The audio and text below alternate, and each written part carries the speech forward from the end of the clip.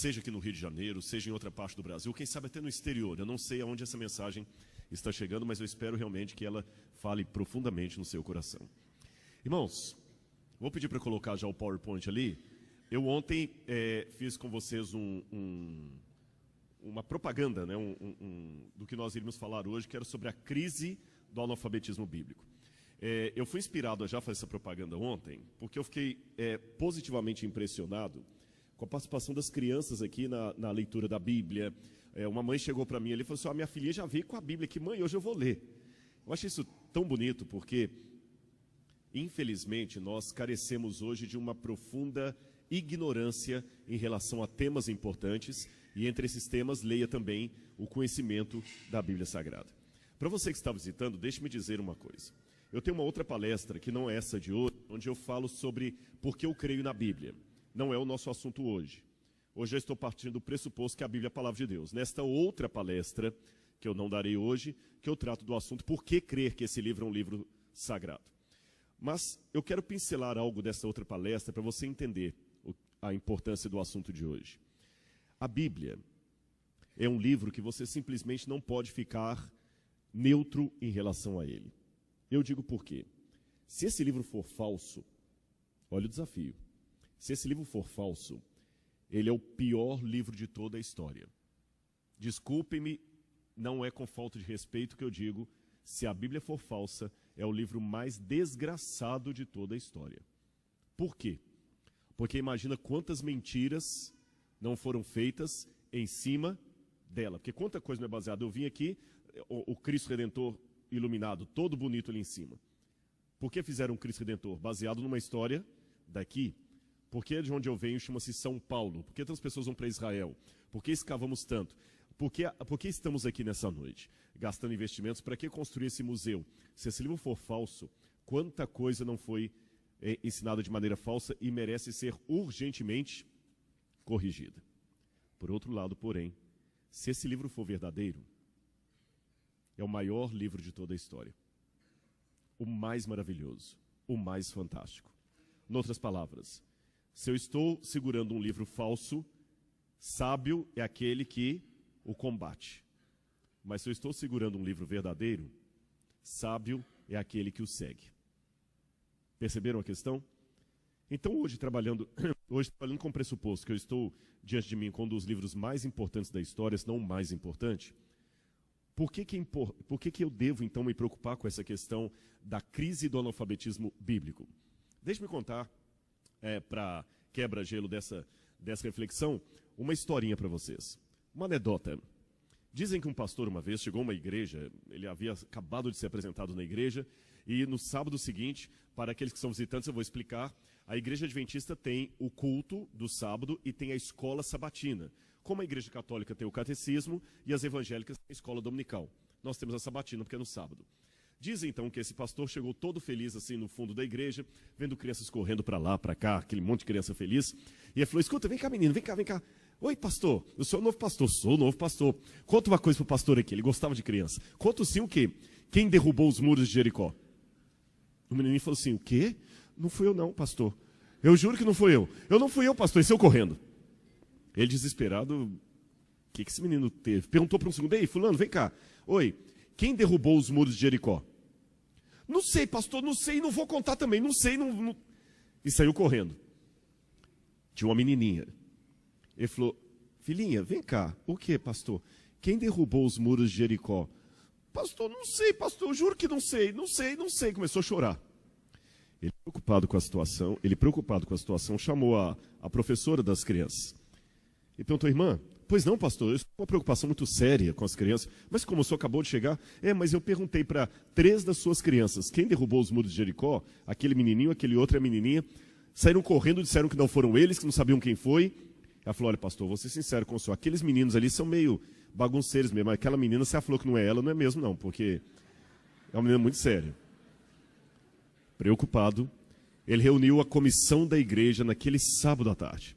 E falou: irmãos, temos que trocar essa professora, alguma coisa está errada aqui. Por quê, pastor? E o ancião era marido da mulher, acho que ele ficou mais irritado por causa disso. Não, eu perguntei para 3 crianças de manhã, quem derrubou os muros de Jericó? A resposta que eu recebi que não eram elas, saíram correndo, que não sabiam quem era. Eu perguntei para a professora, professora, não, realmente não deve ter sido aquelas crianças, não. Irmãos, como é que a gente faz isso? O ancião pegou um cheque e falou, pastor, sem discussão, fala quanto que é esse muro que eu pago esse negócio aí. Eu sei que foi apenas uma anedota para quebrar o gelo, mas o assunto é sério. Nós estamos padecendo hoje de uma profunda crise de leitura da Bíblia. Só para os irmãos terem noção, nos Estados Unidos, que é um país que tem tantas Bíblias, mais de 90% dos lares americanos têm pelo menos um exemplar da Bíblia. Contudo, menos de 20% da população americana leem a Bíblia todos os dias. Eu não tenho um dado no Brasil, infelizmente o Brasil é muito fraco ainda de pesquisas, assim, a gente tem que pegar a relação americana, mas infelizmente eu acredito que muitas pessoas no Brasil também não leem a Bíblia todos os dias, embora tenhamos tantas Bíblias. Só para eu ter uma noção do que eu estou falando, incluindo smartphones, tablets e a Bíblia impressa, quantos têm pelo menos um exemplar da Bíblia em mãos aqui nessa noite? Olha, não vou falar 100%, porque eu vi umas 2 mãos abaixadas aí, mas chegou perto disso. Eu não vou perguntar quantos a leem todos os dias para não constranger ninguém, mas eu tenho certeza que o número de mãos vai cair. Agora, vejam um contraste. Vamos abrir a Bíblia em Apocalipse capítulo 1, verso 3. Eu vou pedir essa moça aqui para ler para mim. Você pode ler? Apocalipse capítulo 1, versículo 3. Capítulo 1, isso, versículo 3. Preste atenção na leitura dela e vejam se vai estar um pouquinho diferente da de vocês. Bem-aventurado é aquele que lê os que ouvem as palavras dessa profecia e guardam as coisas que nela estão escritas, porque o tempo está próximo. Muito obrigado. Viu? Perceberam como ela leu? Eu vou repetir a tradução do que ela leu. Bem-aventurado aquele que lê e aqueles que ouvem as palavras da profecia desse livro e guardam as coisas nelas escritas, porque o tempo está próximo. A sua Bíblia, eu sei que algumas Bíblias estão diferentes, por causa da versão mais moderna, mas existe um detalhe especial que dá uma diferença marcante entre as traduções. Eu vou repetir a tradução dela. Bem-aventurado aquele que lê e aqueles que ouvem as palavras da profecia desse livro. Alguma Bíblia está diferente disso? Qual a diferença? Os que ouvem, eles guardam, né? Sim, mas só essa frase, bem-aventurado aquele que lê e aqueles que ouvem, obedecem. Mas não tem uma diferença de modo verbal aí, não? De concordância verbal? Bem-aventurado aquele que lê e aqueles que ouvem. Não existe uma diferença de singular e plural aí? Como é que está na Bíblia de vocês? Ou de alguns aí? Em algumas Bíblias está bem-aventurados aqueles que leem e aqueles que ouvem. Na versão dela, bem-aventurado o que lê e os que ouvem. A diferença é que numa versão, todo mundo lê, todo mundo ouve. Na outra versão, um lê e os outros ouvem. Esta versão segunda é que está correta. No original grego, está bem-aventurado aquele que lê, singular, e aqueles que ouvem, no plural. Rodrigo, mas é uma diferença pequena, não é não. Sabe por quê? Sabe por que no original grego está bem-aventurado aquele que lê e aqueles que ouvem? O que vocês deduzem? Será que eles tinham tanta Bíblia assim para todo mundo? A Bíblia era tão rara e cara que a igreja cristã primitiva tinha às vezes só um exemplar ou um pedaço em que a pessoa teria que ler e os demais ouvirem. E muitas vezes as pessoas decoravam. Aliás, a Bíblia é muitas vezes feita de maneira mnemônica, ou seja, para facilitar a memorização. Se você pegar os Salmos, a poesia hebraica, ela é sempre em paralelismos. Sempre em paralelismos. A mesma ideia é repetida várias vezes. É como se eu dissesse, a menina era inteligente e bonita. Uma garota esperta e formosa. Eu falei a mesma coisa, menina, garota, inteligente, esperta, bonita, formosa. Você repete a mesma ideia várias vezes para facilitar a memorização, porque as pessoas não tinham acesso à Bíblia. Agora vejam que contraste. Enquanto ali a maior parte das pessoas não tinham Bíblia e se esforçavam para entendê-la, nós que temos tantas Bíblias, não nos preocupamos com isso. Deixa eu contar uma coisa rápida para os irmãos. Tá falando aqui, a pilha vai trocar? Eu percebi. Quer que eu pegue qual? O amarelo. Tá. Melhorou? Ok. Muito bem, pessoal. Como eu estava... Mas vocês conseguiram ouvir, né? Apesar de uma falha aqui e outra. Eu vou contar uma história que aconteceu quando eu preguei uma vez no Sudão. Na época havia só um país, não havia o Sudão do Norte e o Sudão do Sul. Eu preguei em Khartoum.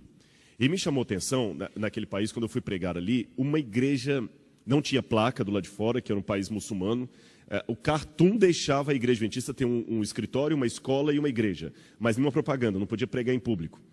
Eu tinha um rapaz lá que estava se convertendo para a igreja, e eu fui abrir a Bíblia para ele num shopping center para pregar para ele, quase que eu tive problemas com a polícia lá. E eu me lembro que eu preguei nessa igreja pequenininha, mas muitas pessoas sentadas em bancos improvisados com tijolos, no chão, e eles cantavam. É lógico que eu não tenho influência em árabe, então eu pregava em inglês que alguém traduzia para o árabe. E você sabe que toda pregação traduzida é o dobro do tempo, porque tudo que você fala, o tradutor repete. Se você fala meia hora, vira 1 hora, se você fala 1 hora, viram 2. E eu estava preocupado que eles cantavam. E é bonito o jeito que o africano canta, porque eles cantam em vozes, sabe? É quase natural, isso faz parte já da cultura deles. E eles cantavam. Me deram o microfone para falar, o tempo, não tinha microfone, para falar eram 10 para meio-dia. Aqui no Brasil, 11h30, meio-dia, a gente está terminando o sermão.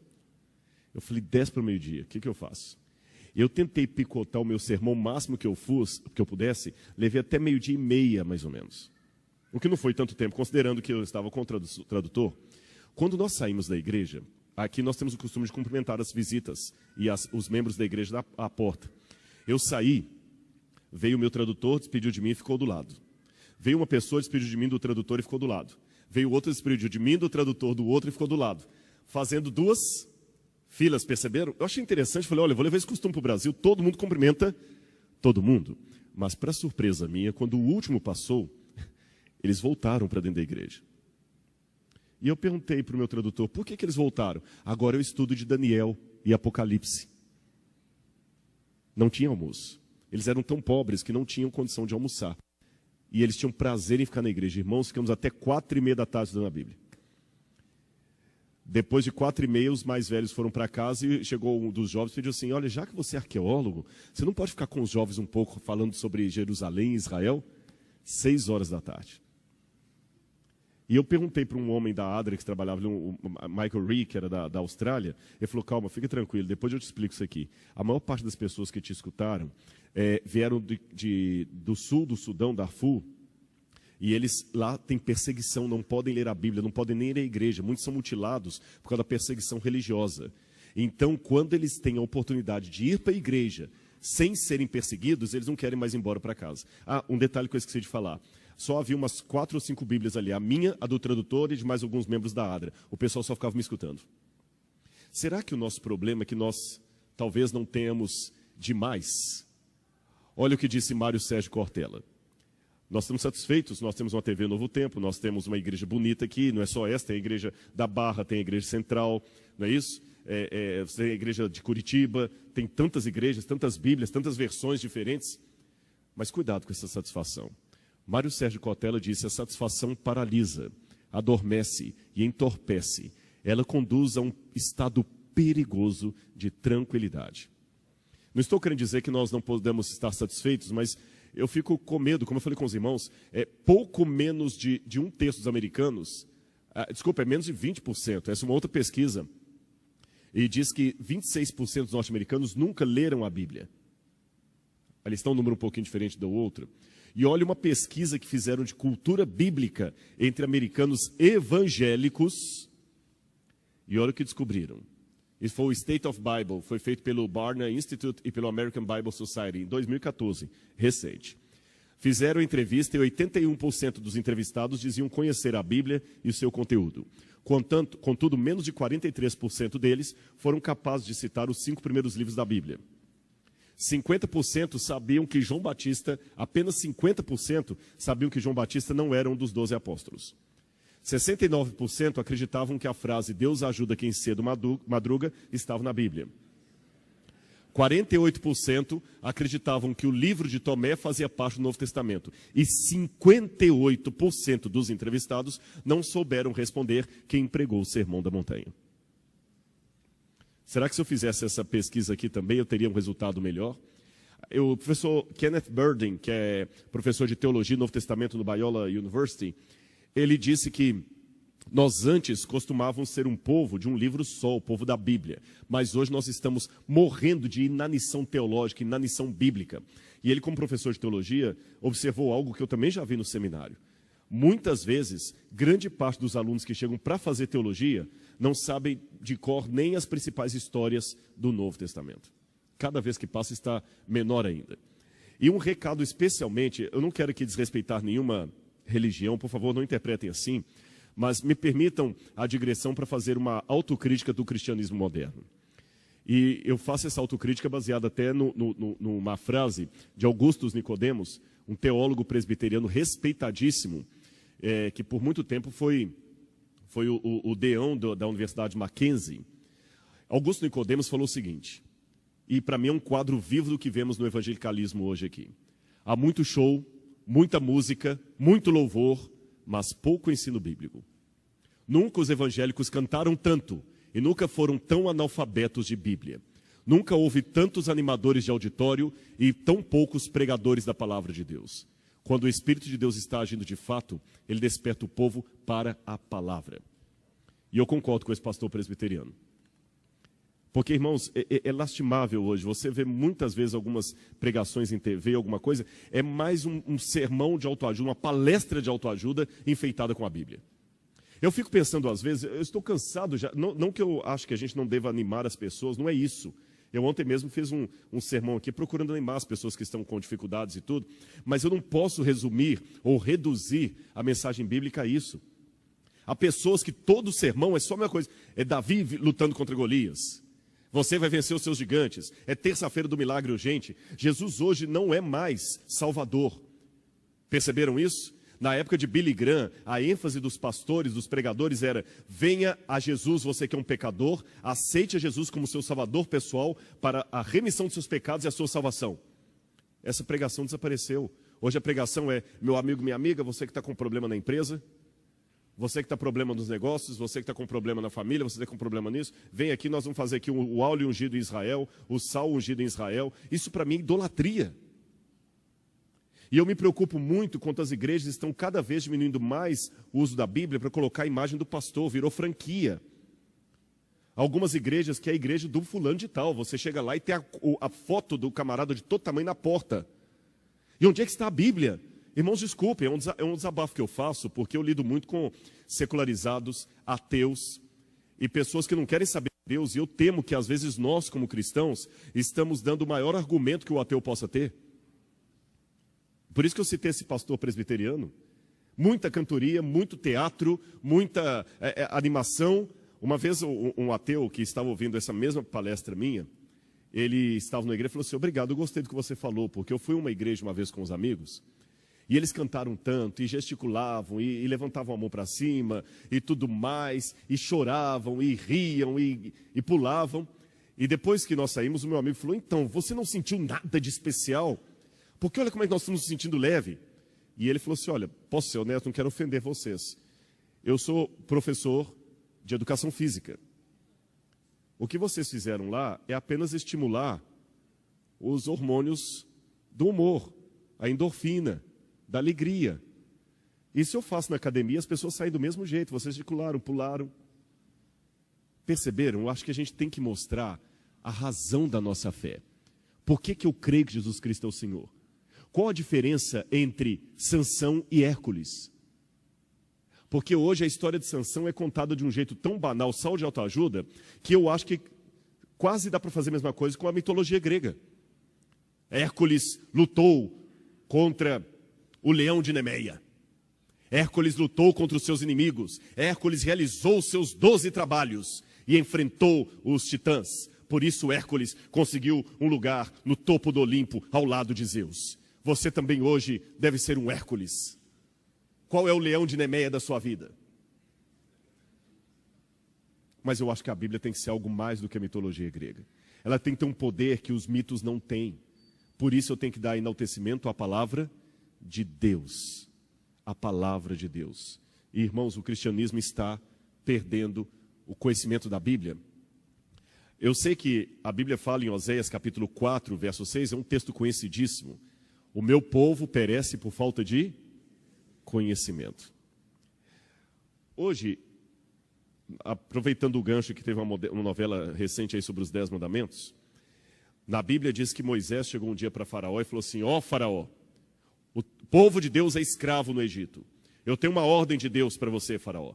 Deixe o meu povo ir. Eu diria que se fosse hoje, o imperativo de Moisés seria um pouco diferente. Se Moisés se reerguesse hoje contra os faraós modernos, talvez ele não falaria, deixe o meu povo ir. Ele diria, deixe o meu povo saber. Porque a escravidão egípcia de hoje é a falta de conhecimento da palavra de Deus. Não é deixe meu povo ir, é deixe o meu povo saber, deixe o meu povo conhecer. Agora que contraste. Uma pesquisa mostrou que 77% dos americanos acreditam que a maior parte dos valores americanos estão em declínio, estão tendo problemas morais na América. E 25% deles acreditavam que era falta justamente de entrosamento de questões temáticas espirituais, religiosas, inclusive a Bíblia. As pessoas não estão conhecendo a Bíblia hoje, não estão conhecendo a palavra de Deus. E para você, agora eu vou pedir licença aos visitantes para também lavar uma roupa suja em casa. Você que é adventista, você que é jovem que nasceu na igreja, por que você acredita no que acredita? Só porque seu pai e sua mãe falaram? Eu vou dizer uma coisa muito séria. Enquanto você não trabalhar sinceramente com a possibilidade de estar errado e vencer essa possibilidade com argumentos lógicos, o máximo que você pode fazer é dizer que está acostumado a pensar assim. Existe uma diferença entre crer e estar acostumado a pensar daquele jeito. Você crê ou você está repetindo o que todo mundo fala? A fé dos seus pais é a fé dos seus pais. Se você não tiver a sua fé, a fé dos seus pais não vai poder te ajudar muito. Porque a fé deles é deles. Você tem que desenvolver a sua relação com Jesus, a sua fé, saber por que você crê no que crê. Qual é a razão da sua fé? Mas eu sei que, continuando no rumo que eu estou, alguém pode falar assim, Rodrigo, desculpa, você está sendo muito dramático. O problema hoje não é a falta de cultura hoje, não é um problema só da Bíblia. Eu sou professor, talvez alguém diria aí, hoje o problema de cultura é geral, as pessoas não conhecem só a Bíblia, nós não conhecemos a história do Brasil, elas não conhecem matemática. Você está atribuindo um problema social da Bíblia, que na verdade é muito mais amplo do que a Bíblia.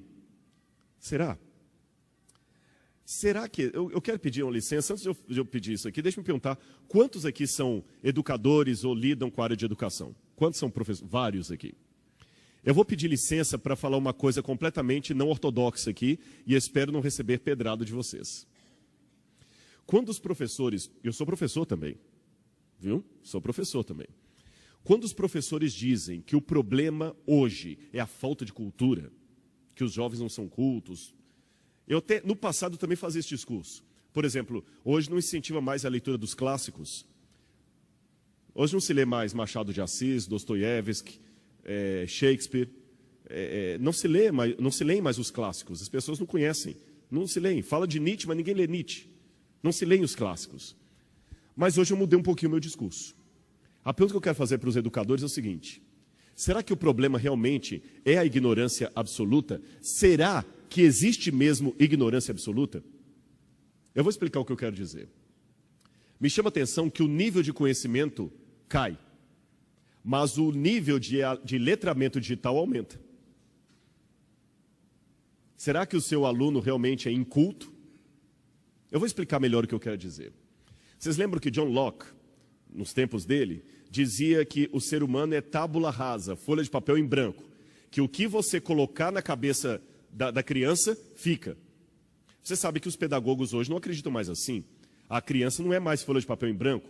Quando você recebe o aluno em sala de aula, ele já traz um conhecimento prévio de casa. Ninguém é folha de papel em branco. As pessoas já conhecem algo. Aliás, vocês sabem que a pior injustiça é chamar, a palavra mais errada que usamos é chamar os estudantes de alunos. Sabiam disso? Sabe o que significa a palavra aluno? Sem luz, alumni. A gente ainda chama os estudantes por uma palavra que está desatualizada, porque aluno sem luz reflete essa época em que acreditavam que o ser humano nascia como tábula rasa, folha de papel em branco. Hoje os professores sabem que não. O aluno já traz muito conhecimento de casa, conhecimento prévio, mesmo as criancinhas. Você pensa que não? Estão atentos a tudo. Agora, então, se é assim, eu tenho a ideia, meus amigos professores, educadores, que o problema hoje não é a falta de cultura. Pelo contrário, não existe falta de cultura. Existe cultura inútil e perigosa. Hoje nós vivemos uma época de muitos doutores ou doutorandos em cultura perigosa e inútil. Pergunte para um jovem o nome dos 12 apóstolos, ele não sabe dizer. Mas pergunte para ele todos os personagens do Game of Thrones, ele sabe. E para sair um pouquinho da Bíblia, pergunte para ele a tabela periódica, ele não sabe. Mas pergunte o nome de todos os clássicos do futebol, ele sabe. Por isso que eu coloquei esse slide bem a propósito aqui. O doutoramento em estupidez e cultura inútil. Não sabe nada sobre a história do Brasil, para citar o conhecimento secular. Não sabe nada sobre economia, sobre a política. Digo, além daquilo que a TV apresenta. Mas ele sabe tudo sobre Big Brother Brasil. Ele sabe tudo sobre quem ganhou o campeonato, quem saiu. Ele não conhece praticamente nada de Dostoiévski, nada de Freud, nada de Sócrates, mas ele sabe tudo da vida de Ronaldo Gaúcho, de Neymar. Cultura inútil.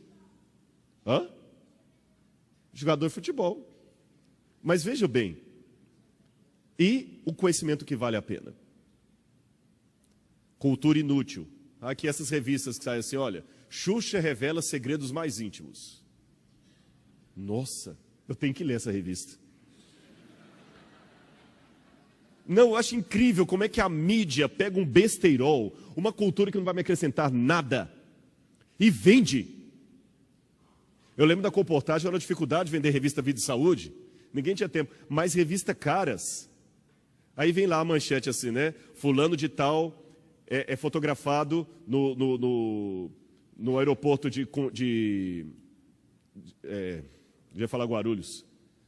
Santos Dumont, fulano de tal é flagrado no aeroporto Santos Dumont andando de mãos dadas com sua namorada. E eu aqui preocupado com a alta do dólar. Conhecimento inútil. E jovens, sabe por que eu estou... Não estou falando que você tem que ser um nerd agora, não pode ter um pouquinho de conhecimento popular. O problema é que a sua mente... Você está acostumado com o computador mais do que eu. Você já nasceu numa geração de internet. Você sabe que quando você começa a colocar muita coisa no computador ali, ele vai ficando mais lento. Você vai enchendo o seu celular de foto, tem uma hora que ele para de tirar foto. Por quê? O espaço do HD, do Winchester, da memória, como você quiser chamar, ele tem limitação. Essa coisinha que está aqui na sua cabeça, também chamada cérebro, também tem limitação. Você fica enchendo de lixo, você não vai ter espaço depois para raciocinar com coisas que são importantes, especialmente o conhecimento que vai trazer a salvação para você. Ah, desculpa, eu não consigo entender coisas da Bíblia. É lógico, sua memória está lenta. Conhecimento inútil, mas também conhecimento perigoso. Eu acho interessante que, enquanto nós temos aqui, talvez, em muitas comunidades, crianças que não têm oportunidade de ir para a escola e talvez não saibam mal assinar o nome delas, mas sabem montar e desmontar um AR-15 melhor do que um fuzileiro das Forças Armadas. Sabem refinar uma cocaína precisamente melhor do que um químico com graduação na USP. Vocês entenderam, então, os que lidam com a educação, por que eu questionei se realmente o problema é a ignorância? Será que o problema é a falta de cultura ou é a cultura inútil? Isso dá um trabalho a mais para os professores, porque hoje o seu desafio não é meramente ensinar, é corrigir. É muito mais difícil. Para o professor hoje ensinar, ele tem que corrigir, tem que limpar. Reformar, tirar conceitos, mudar. Mas, infelizmente, nós vemos a pós-modernidade que você tem que, essa onda de tolerância, a gente tem que tolerar tudo, você não pode questionar mais nada. Então, se você ensina uma coisa para o aluno, o pai pode até te processar. E na igreja também, muitas vezes, o que temos que fazer é corrigir conceitos. Eu vou dar mais um argumento para vocês, que a nulidade, o conhecimento estúpido, gera pessoas por aí. Hoje a enciclopédia mais badalada não é a britânica, não é a Wikipedia. Todos os acadêmicos têm um pavor da Wikipedia, porque ela mistura a frase de um acadêmico de Harvard com uma criança de 10 anos na mesma página. Mas a Wikipedia tem um aspecto social relevante que eu queria trabalhar com vocês. A Wikipedia, você sabe como funciona, ela é alimentada por pessoas de todas as áreas, concorda? Então a Wikipedia me dá uma lista de qual o conhecimento que interessa às pessoas, porque se são as pessoas comuns que alimentam a Wikipedia, o conhecimento mais valorizado pelas multidões também será mais valorizado na Wikipedia, porque ela reflete aquilo que o povo valoriza. Agora vejam, lembram que o Romário, quando ele falava da camisa 11 dele, ele falou assim, Deus é 10, mas Romário é 11. Vocês se lembram disso? Eu acho que agora a coisa ficou pior, porque Romário acabou virando 21 e Deus virou 9. Por quê? Se você olhar a Wikipedia, você tem 1000 palavras, só para falar dos 1000 gols de Romário e tudo mais, você tem 21.000 palavras no verbete Romário. Olha depois lá no Wikipedia. É lógico que ela sempre modifica, né? Mas olha, quando eu fiz essa pesquisa, você tem 21.000 palavras no Wikipedia falando sobre Romário e apenas 9.500 palavras falando sobre Deus. Romário é um assunto mais importante do que Deus. Sobre a Mona Lisa e o renascentismo, você tem 16.000 palavras. Mas sobre Pokémon, você tem 47.000 palavras. Estão entendendo o que eu quero mostrar? Para falar sobre os 12 apóstolos, você tem 7.500 palavras. Mas o verbete Paquitas conta com mais de 12.000 palavras. Para falar sobre o Tiranossauro Rex, você tem 13.000 palavras. Já para falar sobre o Yoshi, que é um personagem de videogame, você tem 16.000 palavras. Isso está mostrando que o problema do povo hoje não é ignorância, é conhecimento errado, conhecimento perigoso e inútil, que ocupa o lugar do conhecimento válido. Agora eu queria abrir a Bíblia com os irmãos em Oséias, capítulo 4, verso 12, para mostrar uma coisa interessante. Nós citamos o texto de Oséias aqui, onde ele fala que o meu povo perece por falta de conhecimento. Mas tem uma coisa que as pessoas não percebem tanto. Oséias 4, verso 12. Olha o que diz aqui. O meu povo consulta o seu pedaço de madeira, a sua vara lhe dá a resposta, porque um espírito de prostituição os enganou, e eles, prostituindo-se, abandonaram o seu Deus. O que eu aprendo de Oséias 4,12? O problema do povo de Israel, quando falava assim, o meu povo perece por falta de conhecimento, não é que o povo era ignorante, é que o povo era doutor em paganismo. Eles eram ignorantes em Javé. Percebeu a diferença? Eles tinham conhecimento, mas não de Deus, do que não prestava. E como é que na arqueologia eu vejo isso? Bom, eu posso mostrar para vocês, através de um exemplo arqueológico, que o povo de Israel e Judá se tornava cada vez mais doutor em paganismo e menos alfabetizado no Deus de Abraão. Vamos falar desse sítio arqueológico aqui, Tel Motzá, que fica pertinho de Jerusalém. Ele está a 3 ou 4 quilômetros da grande Jerusalém. E em Tel Motzá, eles descobriram uma coisa muito interessante, da época da monarquia. Um altar de sacrifícios. Isso chamou atenção porque o local do sacrifício era Jerusalém, era o templo. Mas mesmo com o templo funcionando em Jerusalém, havia ali do lado um altar de sacrifícios. Aqui está o sítio arqueológico e aqui atrás fica o altar de sacrifícios.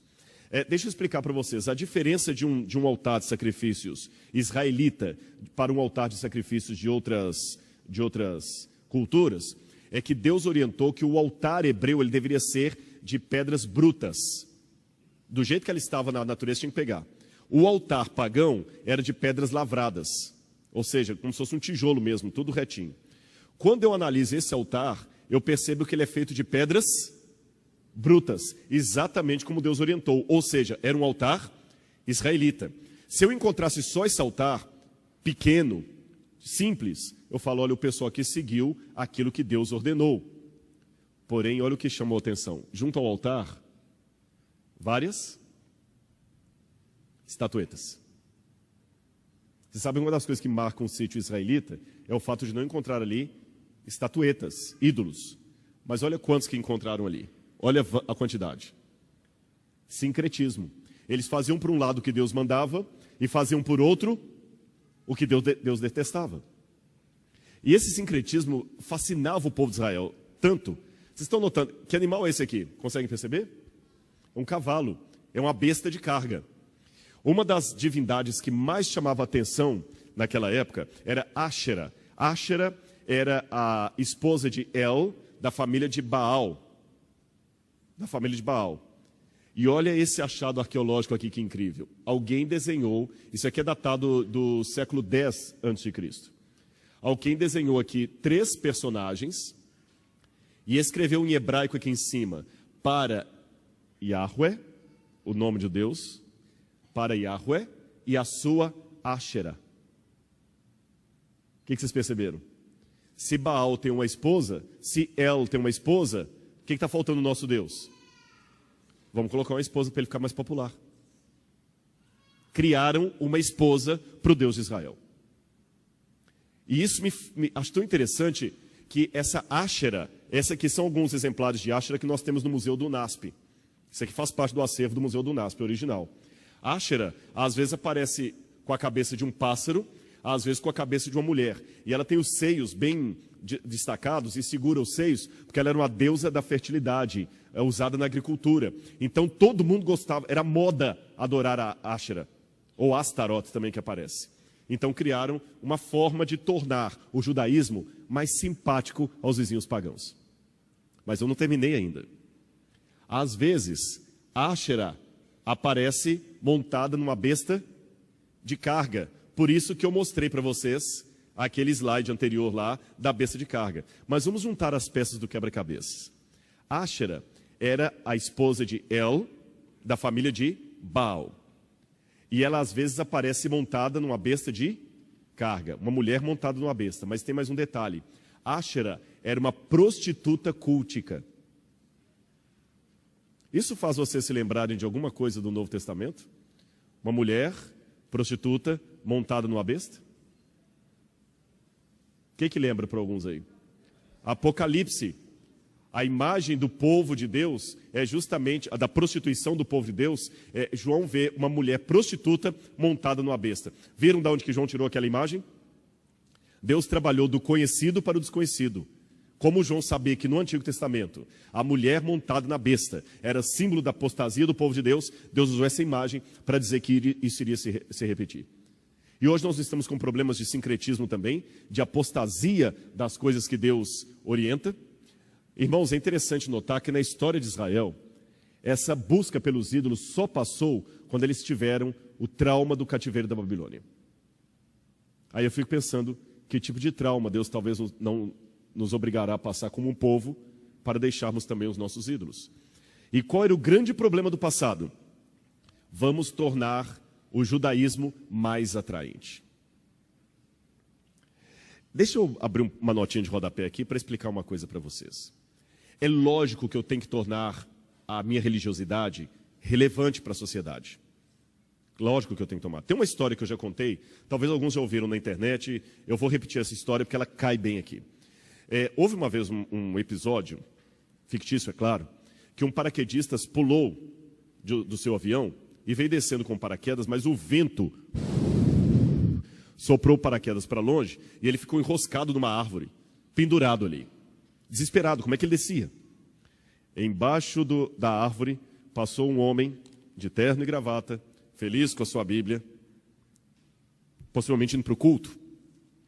E o homem de cima da árvore falou, ei, por favor, você embaixo. Ele, oi, ajude-me a descer. Ajudo. Ah, olha que legal, o senhor é um paraquedista.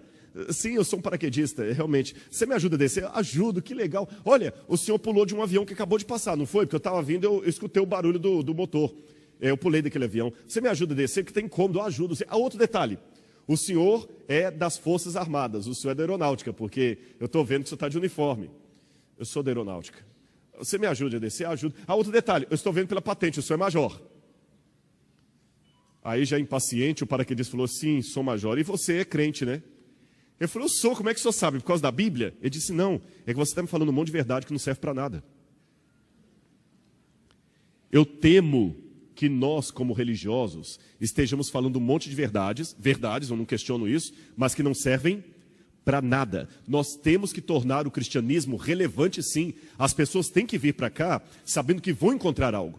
Porém, contudo, entretanto, todavia, eu não posso tornar o meu cristianismo tão relevante a ponto de perder a minha identidade e aquilo que me diferencia. Porque se as pessoas vierem à igreja para encontrar o que já tem lá fora, para que elas vão vir?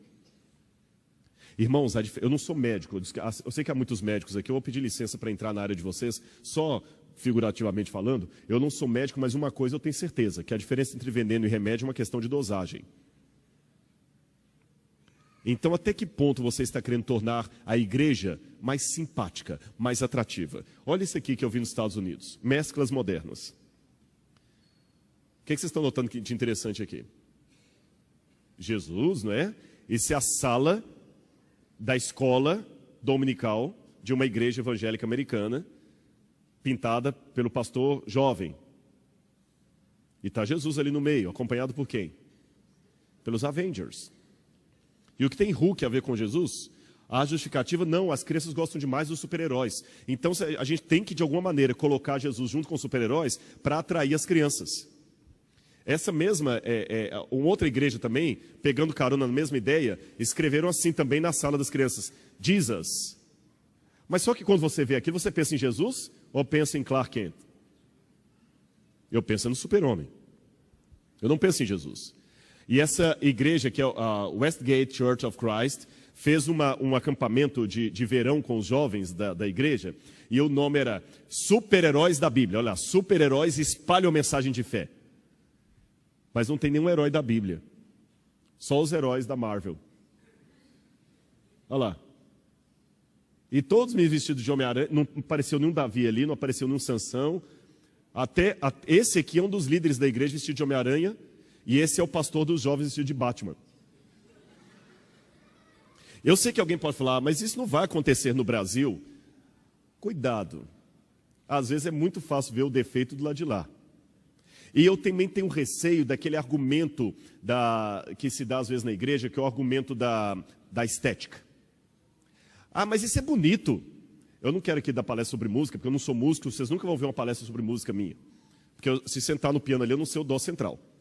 Então, para que eu vou falar de uma área que eu não domino? Eu vou falar bobagem aqui. Mas eu fico preocupado com algumas argumentações. Ah, não importa o estilo da música, não, o que importa é que seja bonita, que toque as pessoas. E tem que tocar. E quanto mais legal, será? Eu lembro da história de Caim e Abel. 2 altares. Um altar de frutas, coisas da terra, e um altar com animal sacrificado. Qual dos dois era mais bonito? De frutas, claro. Mas Deus criou o altar de Abel. Eu tenho que aceitar o desafio de aprender a trocar a estética pela ética. Nem tudo que é bonitinho faz parte do plano de Deus. Agora, cuidado, para não parecer que eu estou levando vocês ao fanatismo.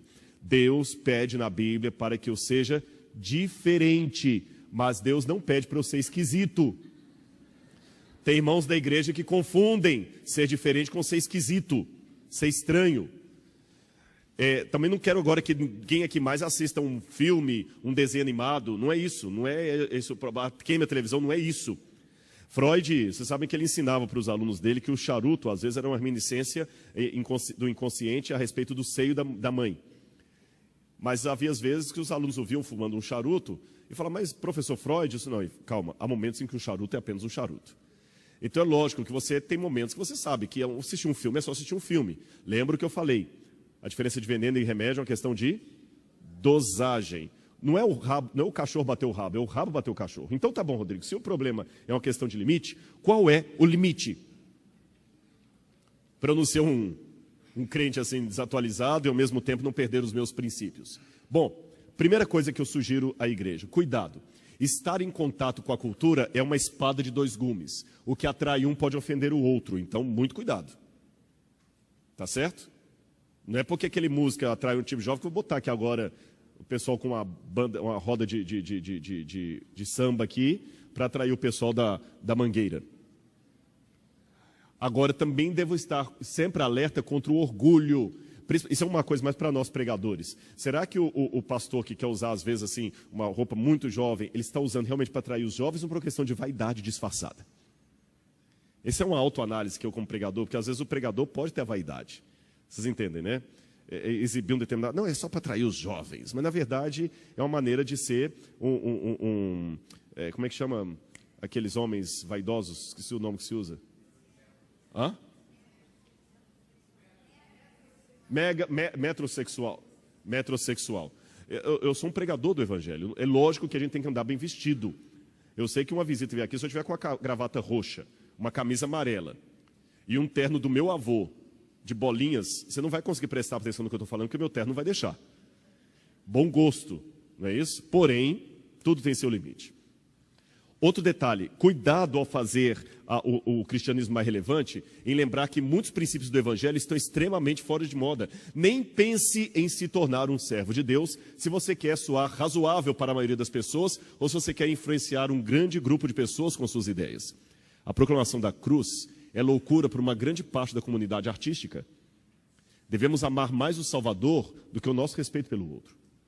Eu devo respeitar o jeito de cada um vestir, mas eu tenho que amar mais o que o Salvador falou. E eu não devo desprezar os nossos irmãos e irmãs de forma nenhuma. Irmãos, isso é um dado histórico que eu tenho. A maior parte do cristianismo, através dos séculos, sempre foi formada por gente simples, pobre e com baixa cultura. Quando você pega as catacumbas de Roma, você analisa os grafites que os cristãos primitivos escreviam lá, havia tanto erro de concordância de grego e de latim, que era a língua deles, que você vê que a maioria das pessoas eram semi-analfabetas. Mas essa maioria dos cristãos, com um ar até de breguice, de simplicidade, são os meus irmãos. São eles que sustentam a igreja. Então também eu não posso agora, em nome do evangelho ao pós-moderno, menosprezar essa grande parte da igreja que é constituída de pessoas simples. Vocês estão compreendendo o que eu quero dizer? A igreja é feita por leigos. Leigos. E é isso que trouxe essa igreja através dos séculos até aqui.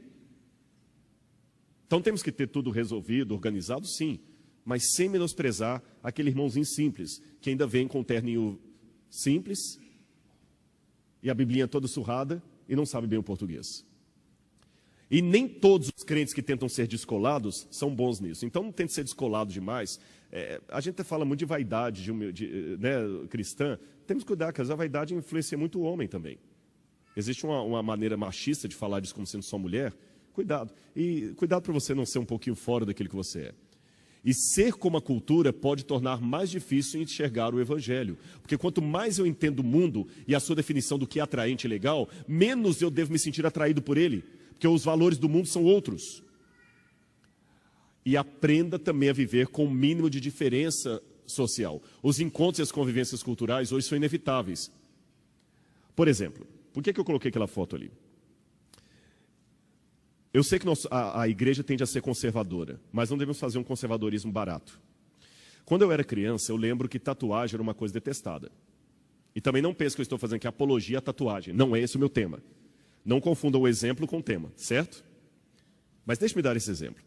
Tatuagem era uma coisa que não era bem vista. Lembra da época da ditadura militar? Se você tivesse uma tatuagem, você não podia ir para o exército, você não podia trabalhar em repartição pública. Lembram disso? É porque passou pela cadeia. Mas os tempos mudaram.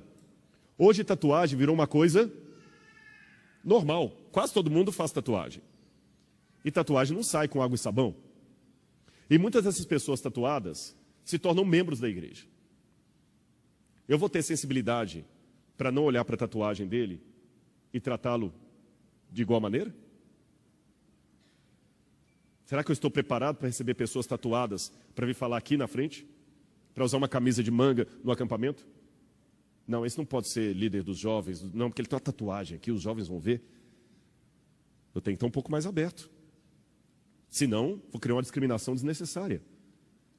Perceberam a questão? Houve uma moça que levou o pai dela em São Paulo, numa igreja, e ele era tatuador. Ele não aguentou ficar muito tempo na igreja, porque ele falou que o pessoal olhava tanto para ele assim, que ele se sentiu mal e saiu. Sabe uma coisa que eu tinha vontade de escrever? Eu estou com isso na cabeça. Inspirado na Glorinha Calil, que ela é uma socialite que não é fresca, desculpe. Ela é prática. Ela é muito prática. Ela ensina como usar um celular em público, não é? Eu pensei, talvez, não que eu seja a pessoa ideal para fazer isso, mas eu tive esse insight de fazer um manual de boas maneiras na pregação do evangelho. Porque às vezes eu tenho uma maneira brega de pregar o evangelho que mais afasta do que ajuda.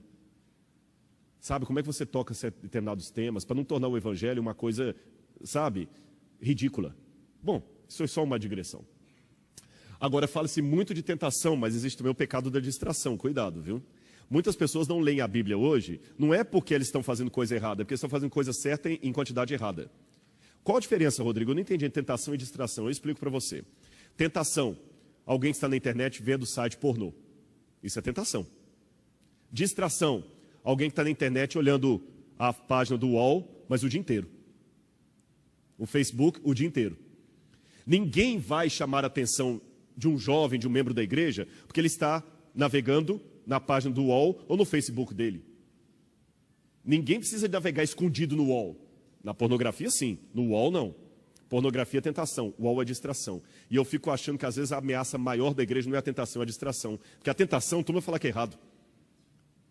Uma mãe vai dizer assim, olha, por favor, conversa com meu filho que eu peguei, esfalaguei no quarto mexendo com pornografia. Mas é a distração. Ela é igualmente satânica. Ela te distrai com coisas que não são moralmente erradas, mas te tomam o tempo da palavra de Deus. É interessante que, vocês lembram de Oliver Oil, que falou do livro 1984? Ele disse que quando as pessoas, aliás, na época de Oliver Oil, ele dizia que o governo totalitário seria o grande problema da humanidade. Mas existe um outro autor, Neil Postman, que diz que o problema da humanidade hoje não é o governo totalitário. É quando as pessoas começassem a amar a opressão e a adorar as tecnologias que os governos autoritários fazem. Essa é a nova ditadura do século XXI. Eu tenho um também. Mas será que eu não amo isso aqui mais do que a minha vida? Perceberam a questão? O problema não é ter. O problema é colocar isso aqui como uma coisa que você não pode viver mais sem isso. Bom, prioridades hoje. Gasta-se muito tempo naquilo que é importante, não tem tempo para aquilo que é essencial. Gasta mais tempo assistindo televisão do que memorizando a palavra de Deus. Mais tempo em redes sociais do que lendo a palavra de Deus. Mais tempo jogando videogames do que estudando a palavra de Deus. E por que é importante estudar a Bíblia? Simples. Porque a Bíblia que vai te conduzir à fé, Romanos 10, 27, é a Bíblia que vai produzir o conhecimento necessário para o crescimento cristão. E a Bíblia é importante para guardar a verdadeira doutrina. E como estudar a Bíblia, já que ela é tão importante? Simples. Procure um lugar, horário, tempo de início e tempo de término. Se você só tem 15 minutos, que sejam 15 minutos. Leia com calma, medite, deixe Deus falar com você. Tenha um plano de estudos e metas a cumprir. Invista em ferramentas de apoio para os seus estudos. A igreja tem publicado, livros, lição da escola sabatina. Às vezes as pessoas fazem perguntas de Bíblia que se ela estudasse a lição, ela saberia melhor. E a melhor maneira de aprender é ensinar. Quanto mais você falar daquilo para os seus filhos, você vai mais aprender. E não esqueça o lado espiritual. Você não está lidando com um livro qualquer. Agora, quando e onde começar? Durante a infância. Lembra que os judeus tinham um costume muito interessante no livro de Deuteronômio, que Deus mandou colocar a lei na fronte e nas mãos dos filhos. Por isso que os judeus até hoje têm esse costume de colocar, às vezes, nas orações, uma caixinha aqui e outra aqui. É a Torá, é a lei. E quando ele faz essa oração, Baruch Rabá Adonai Eloheinu Melech Haolam Hamotzin, ele vai fazendo aquelas orações ali, ele está sempre lembrando, mantenha a lei, disse o livro de Deuteronômio, diante dos olhos dos seus filhos, fale da lei sentado, em pé. Irmãos, eu vi isso em Israel. Você tem duas classes de famílias em Israel, aquelas que são religiosas conservadoras e as que são liberais. O contraste é incrível. Quando eu fico num hotel mais religioso, diferente de um hotel mais secularizado em Israel, olha o que eu já percebi. E no verão, hotel secularizado, aquele bando de adolescentes sozinhos, com os monitores, correndo para todo lado, quebrando coisa, rindo, brincando, os monitores desesperados lá, sem saber como controla, aquele monte de garotas e rapazes, segurando para não dormir em quarto separado, para continuar dormindo em quarto separado, aquele monte solto lá, rindo, dando gargalhada e tudo mais. Quando eu estou num hotel religioso mais conservador, no sábado, eu vejo ao pôr do sol, as famílias sentando com os filhos em grama, em mesa, o pai, o avô, o tio, que eles viajam juntos em família, e os filhos ao redor da mesa, e eles cantam. O pai começa a contar histórias da família, história do povo de Israel, e as crianças ficam todas assim ouvindo o pai. Comparando as duas situações, aqueles filhos de pais mais piedosos dificilmente largarão o judaísmo. Eles têm muitas barreiras emocionais para quebrar. O que está acontecendo na América hoje? Por que você tem... Quem já foi para os Estados Unidos aqui, você já viu a quantidade enorme de velhinhos trabalhando em Walmart, em pedágio? Aqueles velhinhos lá todos segurando, passando lá, você entra no Walmart, lá tem aqueles velhinhos lá puxando carrinho. Por quê? Eu pensava antes que era problema que a aposentadoria americana não dá para sobreviver. Solidão. O que a cultura americana ensina e está passando para o Brasil? O pai não tem tempo para o filho, porque ele tem que comprar muita coisa para comprar o Nike do filho. Ele não tem tempo para o filho, porque tem que comprar o Nike do filho. Aí ele trabalha, e a mãe também trabalha. A criança vai para a escola lá, período integral, mais ou menos das 8 horas da manhã até as 4 horas da tarde. Quando chega no Summer Holidays, que é o período do verão, o pai não tem tempo, manda o filho para acampamento, igual a sessão da tarde. Não tem tempo. Quando o filho faz 19 anos, sai de casa e vai para o college. Não volta mais. Quando esse filho cresce, o que ele vai fazer? Ele também não tem tempo para o pai. Bota no nursing home. E só visita no dia de ação de graças e no Natal. Às vezes tira o velhinho de manhã, leva para casa e devolve à noite. Não tem apego. Será que isso não está começando a acontecer no Brasil também? Você, irmãos, desculpa, é muito fácil você falar, Rodrigo, você não tem filho. Olha, eu não sei, mas eu sei de uma coisa. Eu posso não falar, mas eu fui filho de alguém. Estou repetindo o que pais piedosos disseram. Arrume, se vire, dê tempo para os seus filhos. Se você não fizer isso, um traficante vai adotar seu filho. Ele vai ter tempo que você não tem. O colega da escola vai ter tempo que você não tem. Aproveita, ensina a Bíblia, senta com ele, mostra as razões da fé, mostra que você o ama. Coloque a prioridade na Bíblia. Diminua um pouquinho a TV a cabo, mas ensine, estude a Bíblia, faça o culto do lar, culto de pôr do sol. É isso que devemos fazer. Porque quando eu vejo essa imagem do Apocalipse, essa imagem dos judeus, tendo a lei diante dos olhos e das mãos, eu lembro de outra imagem do Apocalipse, onde a besta, o anticristo, também colocará uma marca na testa e na mão. Não seria uma contrafação daquilo que Deus mandou? Deus mandou colocar a lei diante dos olhos e na mão o anticristo coloca a sua marca. E o anticristo hoje, embora a marca da besta ainda não aconteceu no sentido profético, de maneira simbólica, eu posso dizer que o anticristo está começando a colocar mini marcas na nossa juventude. Embora eu saiba que a marca da besta ainda não saiu. Quero deixar isso bem registrado. E proteja-se. Como diz a Bíblia, tomai também o capacete da salvação, a espada do Espírito, que é a palavra de Deus. E aprenda, meus irmãos, o ouvir, a fé vem pelo ouvir, e o ouvir da palavra de Deus. A mesma palavra de Deus que transforma vidas vai continuar transformando o seu lar. Sabem qual que é a pior tentação para um ministro? Sabem qual é a pior? Vou revelar para vocês. Há muitos pastores aqui. A pior tentação para um pastor é começar a usar a Bíblia profissionalmente. O dia que você usa isso aqui de maneira profissional, você perdeu o seu ministério. Mas não seria talvez a pior tentação para você? Querem um exemplo final do que a Bíblia pode fazer no seu lar? Querem?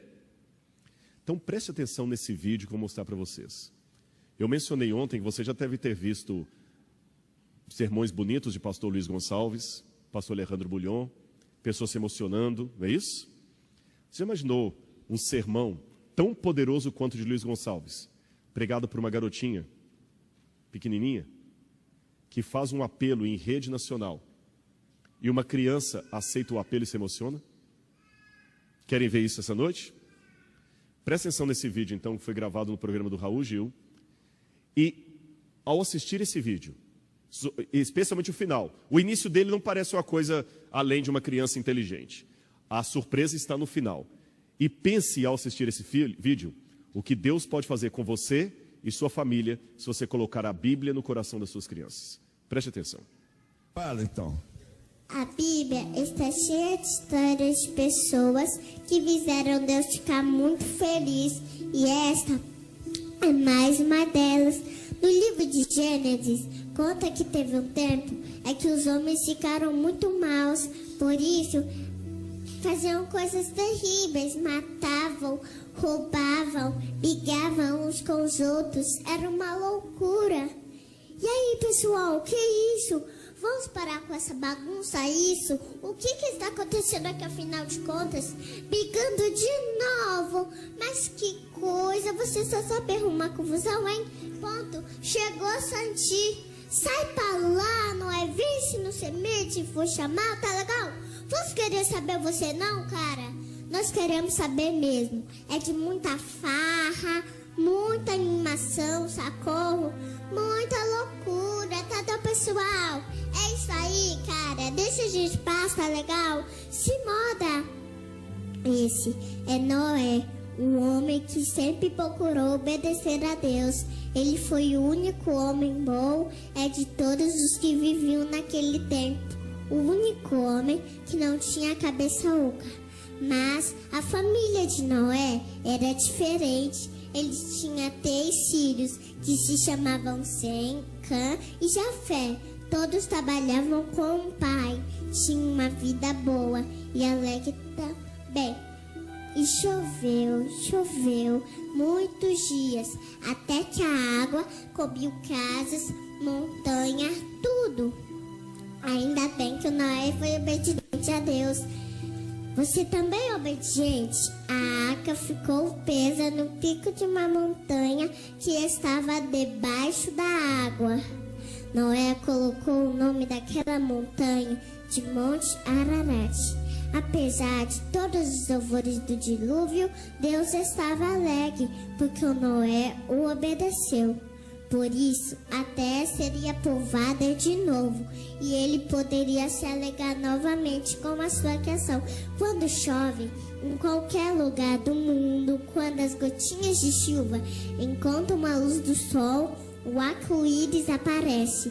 Quando você ouvir riscando o céu, lembre-se dessa história que aconteceu de verdade há muitos anos atrás. Sai do meu amiguinho, que Deus te ama muito e cuida de você como cuidou de Noé e sua família. Então confie nele como Noé confiou.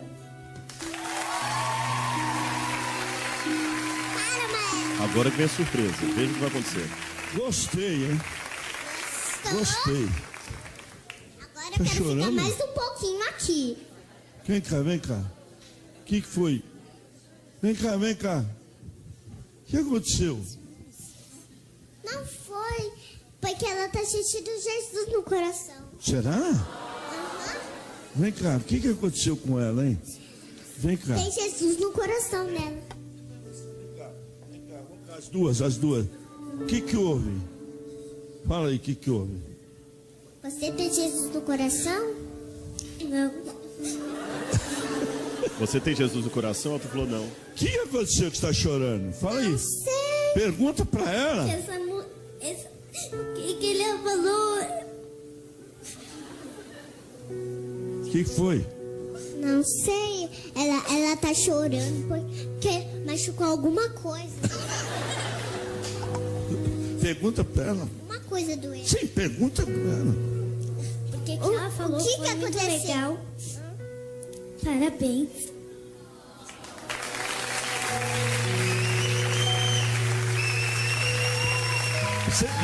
Você quer orar para ela também? Quero. Ajoelha aí que ela vai orar para você. Atenção, fala no microfone. Querido Papai do Céu, abençoe a Yasmin, dê a ela muita saúde, paz e muita felicidade para ela e para a sua família. Em nome de Jesus, amém.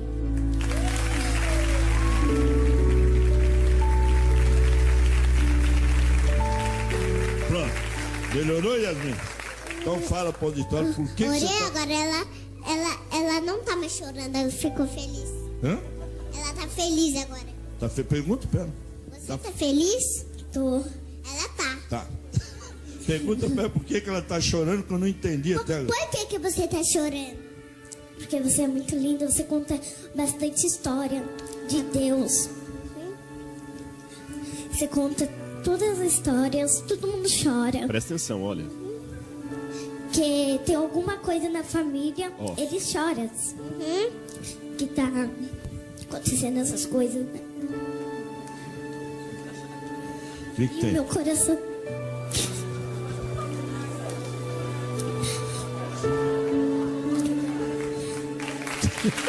Obrigado. Eu acho que já foi o suficiente, vocês entenderam, né? Não é radicalismo.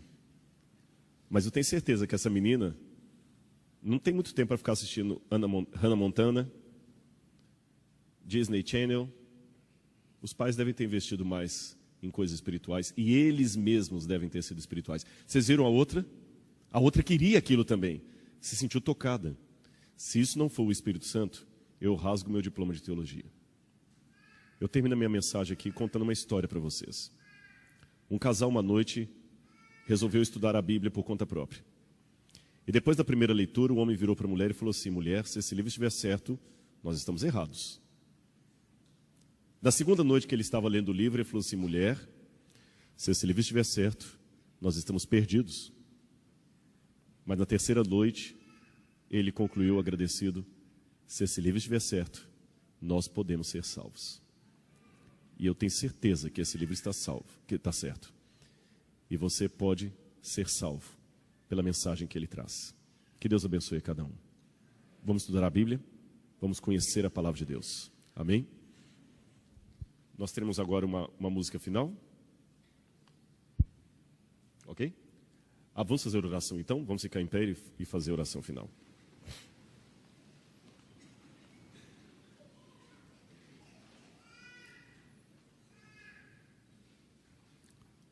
Obrigado, querido Deus, por tudo que Tu nos dás.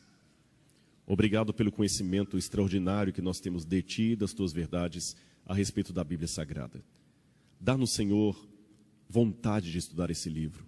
Dá-nos, Senhor, vontade de conhecer essa mensagem que tem transformado tantas vidas ao redor dos séculos. Oh, Pai, se o Teu poder pode usar uma garotinha daquela, pode usar a qualquer outras pessoas também, desde que se entregue em Suas mãos. Eu coloco a todos nós aqui, Senhor, diante do Teu altar, para que Tu possas nos usar, revelar-nos a Tua vontade, a Tua verdade, e dar-nos a certeza de que não estamos órfãos, porque nós temos um Deus, em nome de Jesus. Amém, Senhor. Amém. Uma boa noite, eu gostaria de me despedir de todos à saída.